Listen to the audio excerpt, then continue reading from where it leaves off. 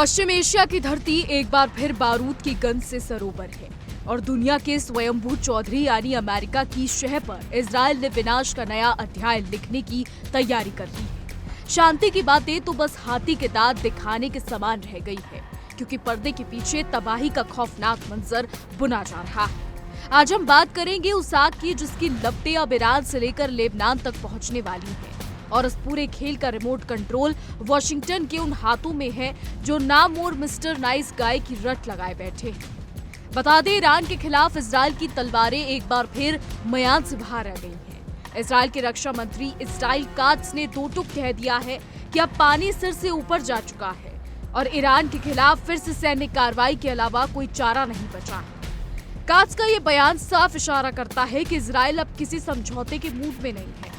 उनका मानना है कि इस्लामी गणराज्य ईरान की बढ़ती ताकत इजराइल के वजूद के लिए खतरा है, इसलिए अब ईंट का जवाब पत्थर से देने का वक्त आ गया है। कहने को तो इजराइल अपनी सुरक्षा की दुहाई दे रहा है, लेकिन हकीकत ये है कि अमेरिका और इजराइल की जुगलबंदी अब दुनिया को एक नए महायुद्ध की ओर धकेल रही है।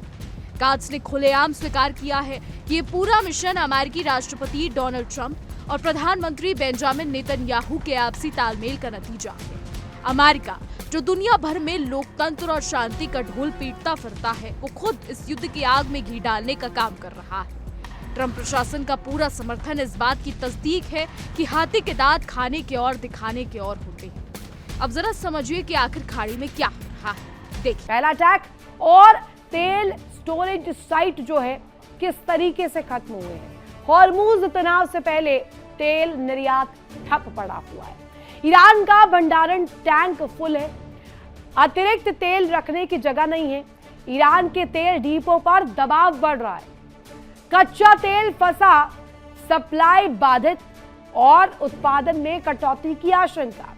ईरानी अर्थव्यवस्था पर भारी दबाव इसके जरिए, और आने वाले हफ्तों में बड़ा संकट भी हो सकता है कि संभव है, और तेल कुएं बंद होने का खतरा भी बड़ा मंडरा रहा है।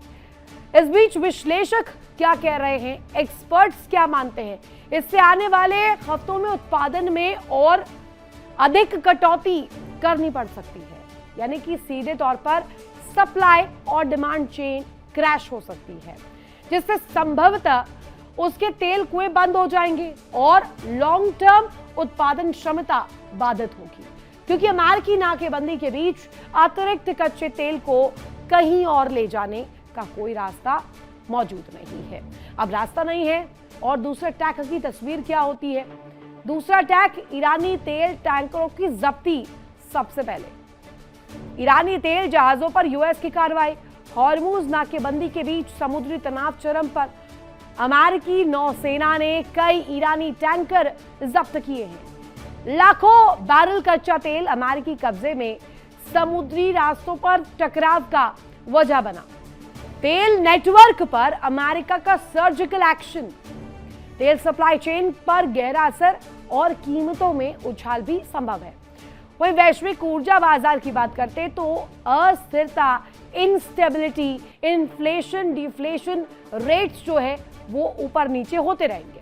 मिडिल ईस्ट में नए समुद्री संकट की आहट भी इसके जरिए आ सकती है। तो अब इस पूरे घटनाक्रम में डोनाल्ड ट्रंप का अंदाज किसी पुराने जमाने के दबंग जैसा नजर आ रहा है। उन्होंने अपने सोशल मीडिया प्लेटफॉर्म पर ईरान को सीधी चेतावनी देते हुए कहा है कि उसे बहुत जल्द समझदार बनना होगा।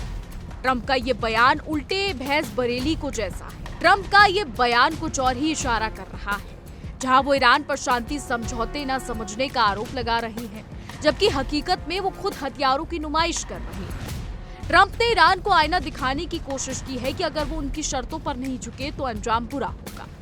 बता दें, ट्रंप की उस तस्वीर ने तो आग में तेल डालने का काम किया है, जिसमें वो हथियार लेकर खड़े हैं और संदेश दे रहे हैं, नो मोर मिस्टर नाइस गाय। ये तस्वीर अमेरिका के उस दोहरे चेहरे को उजागर करती है, जो एक तरफ तो शांति का मसीहा बनने का ढोंग करता है और दूसरी तरफ दुनिया को हथियारों के दम पर डराने की कोशिश करता है। ट्रंप का ये तंज कि ईरान अपनी स्थिति संभाल नहीं पा रहा और उन्हें गैर परमाणु समझौता करना नहीं आता, सीधे तौर पर एक संप्रभु राष्ट्र के आत्मसम्मान पर चोट करने जैसा है। इधर लेबनान की सरहद पर भी शांति का दावा खोखला साबित हो रहा है।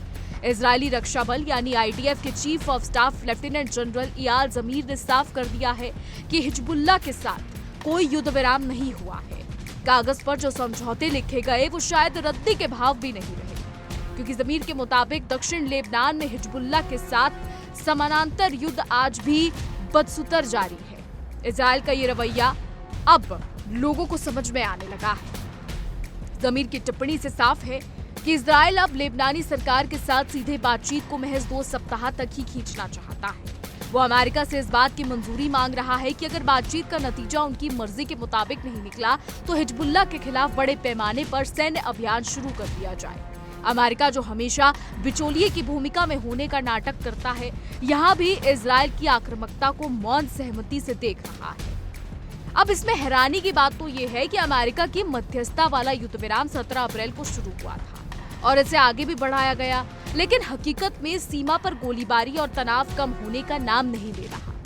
दक्षिण लेबनान के शहर तिबे में इजरायली सैनिकों के खींच खड़े होकर जमीर ने जो हुंकार भरी, उसने शांति की उम्मीदों पर पानी फेर दिया।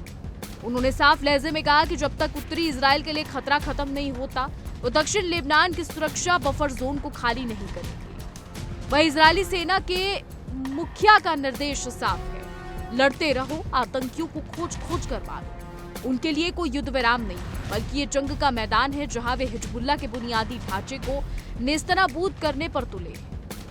ये बयान आ बैल मुझे मार वाली स्थिति पैदा कर रहा है, क्योंकि इजराइल खुद सीमा पर तनाव को और हवा दे रहा है। सेना को स्पष्ट आदेश दिए गए हैं कि उत्तरी समुदायों पर होने वाले किसी भी हमले को बर्दाश्त न किया जाए और हर खतरे को जड़ से मिटा दिया जाए।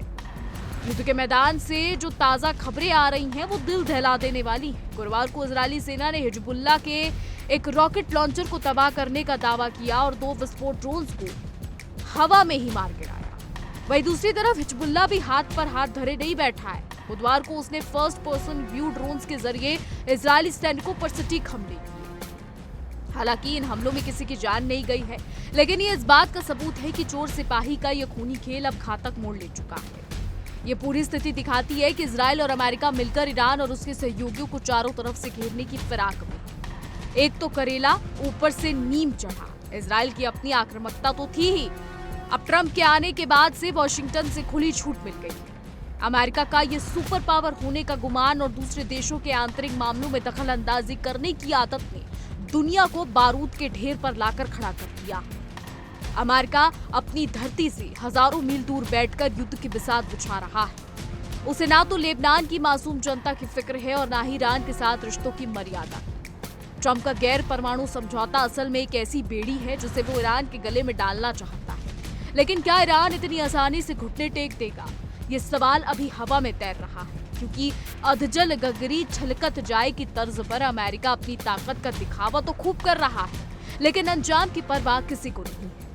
इजराइल काज का ये कहना कि उन्हें जल्द ही फिर से कार्रवाई करनी पड़ सकती है किसी बड़े सैन्य हमले की पूर्व सूचना जैसा है। यह हमला सिर्फ ईरान के परमाणु ठिकानों तक सीमित रहेगा या पूरे मध्य पूर्व को अपनी चपेट में लेगा, इसका अंदाजा लगाना मुश्किल नहीं है। जब इजराइल जैसा मुल्क स्वतंत्र दुनिया की दुहाई देकर हमले करता है तो समझ लेना चाहिए कि दाल में कुछ काला नहीं बल्कि पूरी दाल काली है। तो कुल मिलाकर दुनिया एक ऐसे मोड़ पर खड़ी है जहां शांति की बातें बेमानी हो चुकी है। अमेरिका की दादागिरी और इजराइल की जंग परस्ती ने कूटनीति के सारे दरवाजे बंद कर दिए हैं। नाच न जाने आंगन टेढ़ा अमेरिका अपनी नीतियों की विफलता को ईरान की बेवकूफी बताकर छिपा रहा है, लेकिन इतिहास गवाह है कि जो दूसरे के घर में आग लगाने की कोशिश करते हैं उनके हाथ में कभी ना कभी आग जरूर लगती है और उनके हाथ भी कभी सलामत नहीं रहते। अंत में ये समझना जरूरी है, ये जंग केवल 2 देशों की नहीं बल्कि अहंकारों का टकराव है। एक तरफ वो है जो अपनी धरती बचाना चाहते हैं और दूसरी तरफ वो जो अपनी हुकूमत पूरी दुनिया पर थोपना चाहते हैं। आने वाले चंद दिन ये तय करेंगे कि क्या दुनिया एक और विनाशकारी युद्ध की गवाह बनेगी या फिर देर सवेर कोई अकल काम आएगी। लेकिन फिलहाल के हालात देखकर तो यही लगता है कि अभी चीजें काफी दूर हैं और अमन की राह बहुत पथरीली है। तो ईरान, इजराइल और लेबनान के बीच छिड़ी इस वर्चस्व की जंग पर हमारी नजर बनी रहेगी। क्या अमेरिका का अहंकार और इजराइल का प्रहार दुनिया को एक नई तबाही की ओर ले जाएगा? ये तो वक्त ही बताएगा, लेकिन इतना साफ है कि अब खामोशी का दौर खत्म हो चुका है और बारूद की गरजना ही आने वाले कल की हकीकत है। आने वाला समय तय करेगा कि अब क्या होता है। फिलहाल हमारी आज की रिपोर्ट को बस इतना ही। क्या कुछ राय है आपके इस पर, क्या कुछ सोचते हैं, कमेंट्स के जरिए जरूर बताइएगा। और ऐसी देश और दुनिया की तमाम बड़ी खबरें जानने के लिए देखते रहिए इंडिया डेली। देखिए इंडिया डेली 24/7 अब आपके स्मार्ट टीवी पर। इंडिया डेली मौजूद है सभी डिजिटल प्लेटफॉर्म पर लाइव और लगातार। इंडिया डेली 24/7 हर दिन राष्ट्र को समर्पित।